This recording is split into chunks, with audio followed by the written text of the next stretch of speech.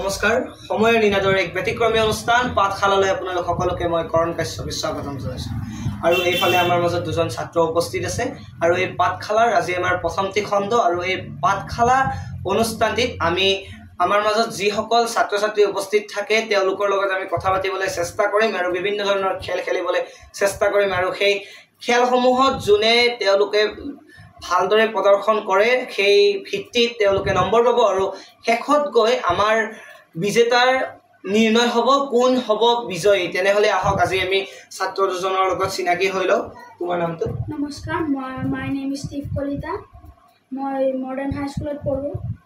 আৰু তুমি নমস্কাৰ মোৰ নাম তন্ময় কলিতা মই নৱম শ্ৰেণীত পঢ়ো মই ব্ৰহ্মপুত্ৰ বিলগত স্কুলৰ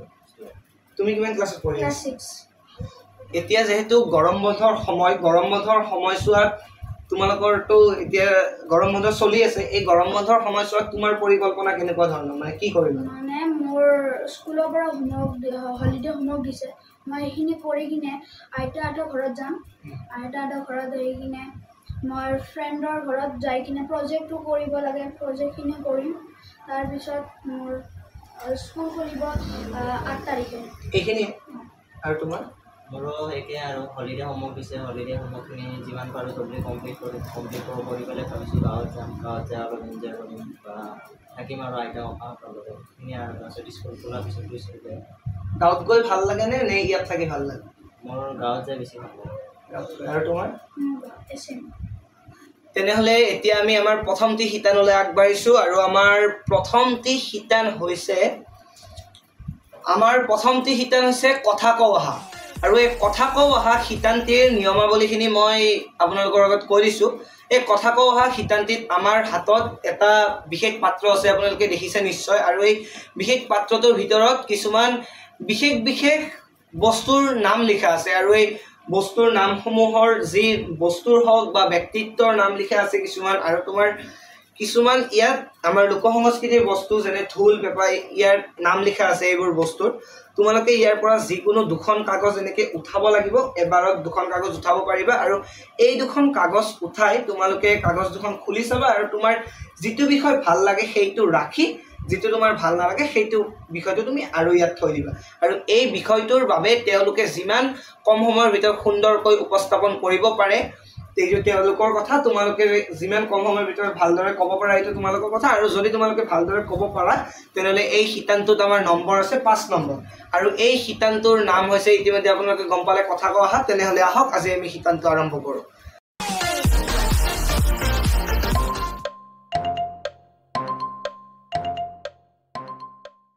তুমি চালানে চোৱা হ'ল তেতিয়াহ'লে কোনটো বিষয়ৰ ওপৰত ক'বা নামঘৰ দিয়া এইটো বিষয় দুটা দিয়া মোক ঠিক আছে এতিয়া ষ্টিফে নামঘৰৰ ওপৰত ক'ব দিয়া তোমাৰ টাইমটো ষ্টাৰ্ট কৰি দিও আমাৰ হাতত এটা টাইমাৰ আছে আৰু ষ্টিফে কিমান কম সময়ৰ ভিতৰত কয় তাৰ ওপৰত তাৰ নম্বৰটো নিৰ্ভৰ কৰিব টাইম ষ্টাৰ্ট নামঘৰ মই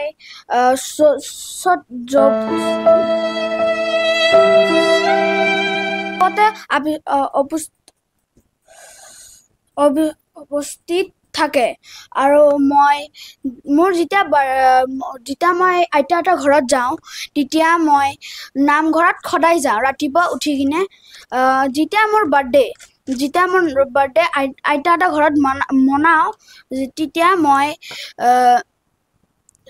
নামঘৰত যাই চবকে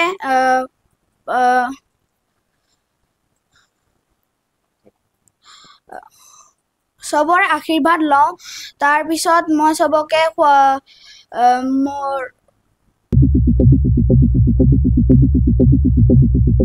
টাইম অভাৰ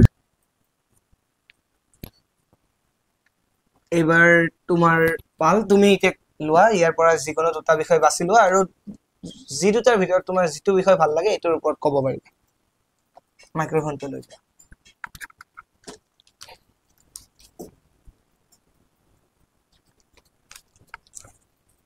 এই ৰাউণ্ডৰ শেষত আমি কৈ দিম যে কোনে কিমান নম্বৰ পালে আমাৰ এতিয়া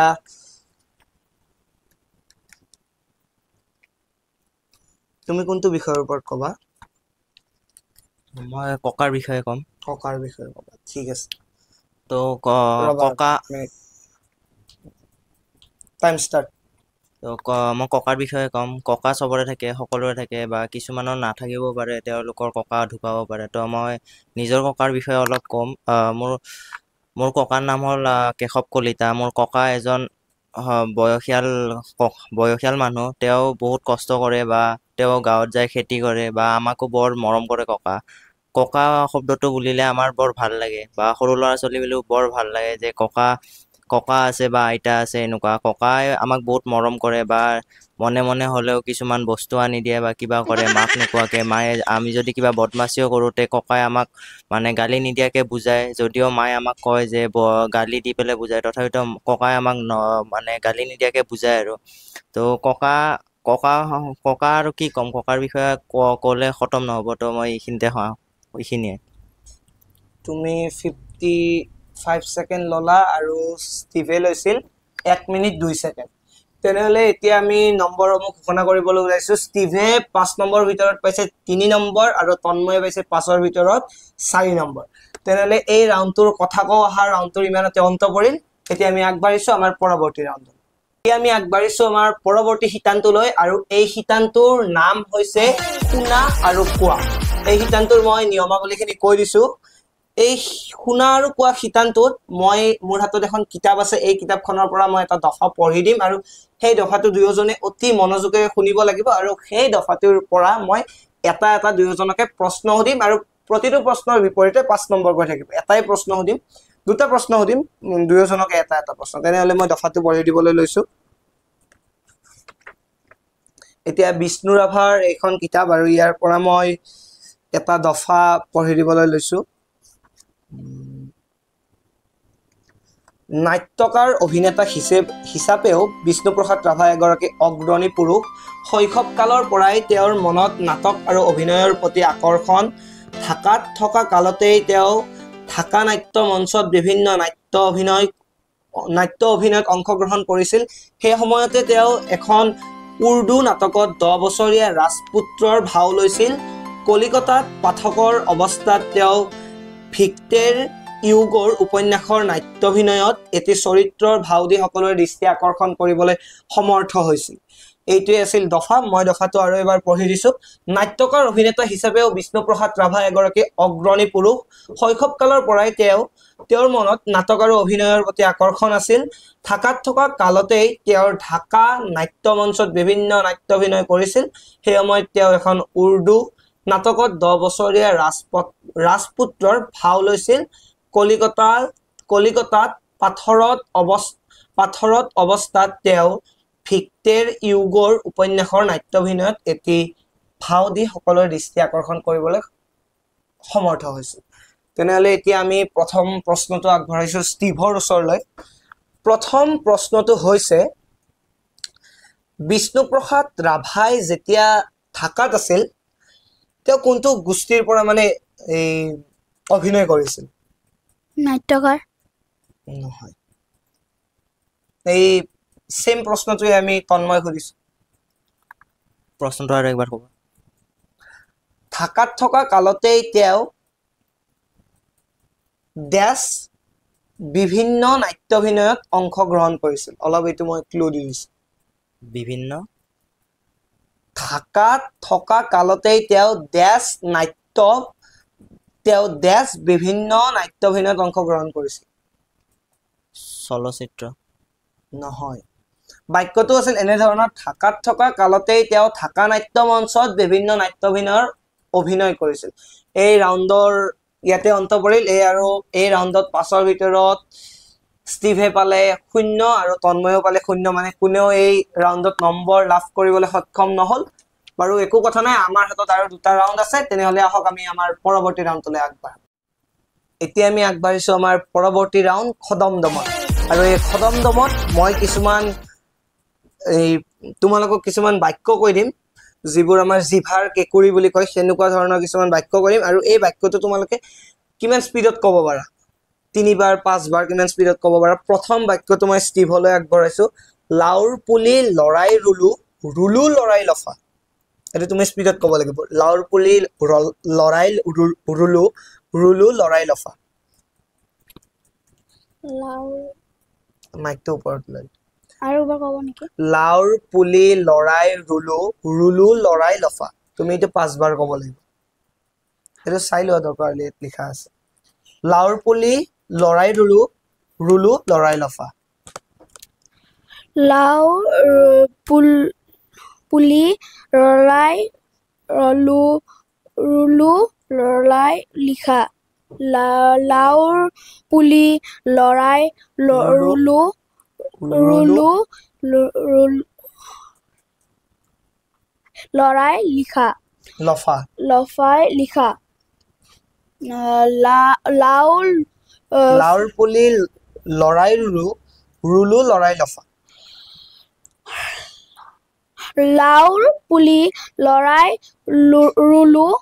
ৰুলো লফাই লিখা লৰাই লফা লৰাই লফা লাওৰ পুলি লৰাই ৰুলো ৰুলো লফাই ৰুৰাই লুফা ঠিক আছে তেনেহলে এতিয়া আমি তন্ময় এই একে বাক্যটোৱে তোমাক মই ক'বলৈ দিছো এইটো লাওৰ পুলি লৰাই লুলু লৰাই লফা লাওৰ পুলি লৰাই লুলু ৰুলো লৰাই লফা লাওৰ পুলি ৰলাই লুলু লৰাই লফা লাওৰ পুলি লৰাই ৰুলো ললাই ৰফা লাওৰ পুলি লৰাই ৰুলো লৰাই লফা লাওৰ পুলি লৰাই লুৰু লৰাই লফা লাওৰ পুলি লৰাই লুৰু লৰাই লফা 5 বাৰ হৈ গ'ল তেনেহলে এই ৰাউণ্ডটোৰ অন্তত কোনে কিমান নম্বৰ পালে মই এই নম্বৰসমূহ কৈ দিছো এই ৰাউণ্ডটোত প্ৰথম ৰাউণ্ডৰ দৰে ষ্টিভে 3 নম্বৰ লাভ কৰিছে আৰু তন্ময়ও লাভ কৰিছে 3 নম্বৰ আমি আমাৰ এই ৰাউণ্ডটোৰ ইমানতে অন্ত পৰিল এই ৰাউণ্ডটো তেনেহলে আমি আমাৰ যেটো শেষৰটি ৰাউণ্ড সেই শেষৰটি ৰাউণ্ডলৈ আগবাঢ়িছো এতিয়া আমি আগবাঢ়িছো আমাৰ শেষৰটি ৰাউণ্ড মৰণ ফান্দলৈ আৰু মৰণ ফান্দত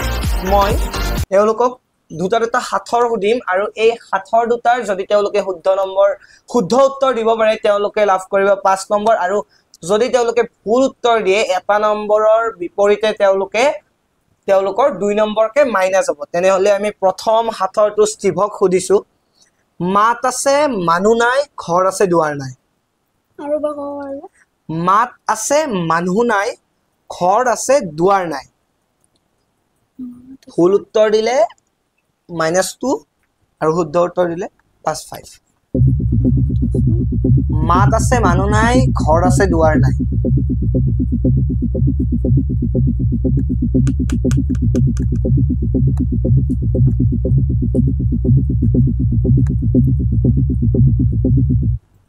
মাত আছে মানুহ নাই ঘৰ আছে দুৱাৰ নাই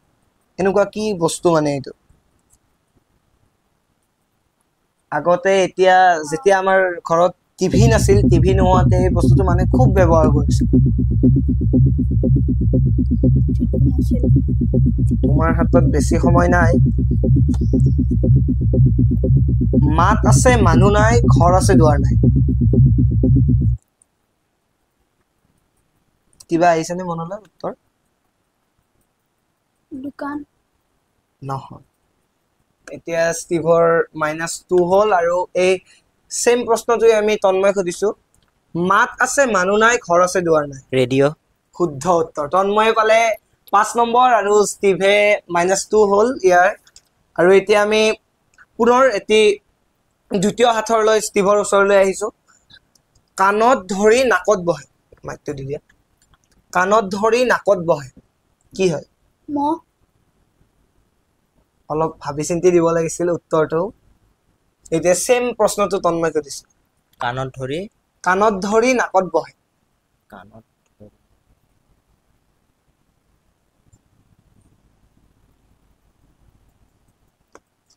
কাণত ধৰি নাকত বহে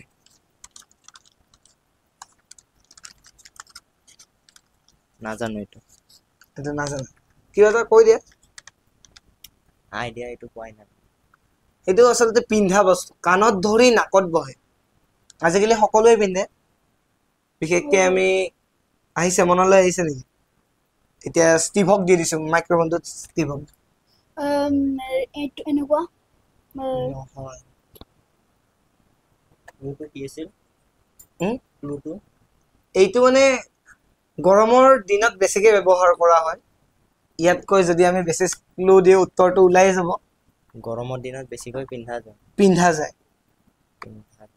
কাণত ধৰি নাকত বহে ফেন হুম? ফেন নহয় আমাৰ ইয়াৰ উত্তৰটো আছিল চশমা কাণত ধৰি নাকত বহে অ অ ঠিক আছে তেনেহলে আমাৰ এইটো ৰাউণ্ডতো ইমানতে অন্ত পৰিল তেনেহলে ইমান সময়ে আপোনালোকে আমাৰ অনুষ্ঠানটো উপভোগ কৰিলে আৰু আমাৰ এই অনুষ্ঠানটো মই পুনৰবাৰ কৈছো আজি আমাৰ এই অনুষ্ঠানটোৰ প্ৰথমটি খণ্ড সেয়েহে বিভিন্ন ভুল ভ্ৰান্তি হ'ব পাৰে আপোনালোকে তাৰ বাবে আমাক ক্ষমা কৰি দিব বুলি আশা থাকিল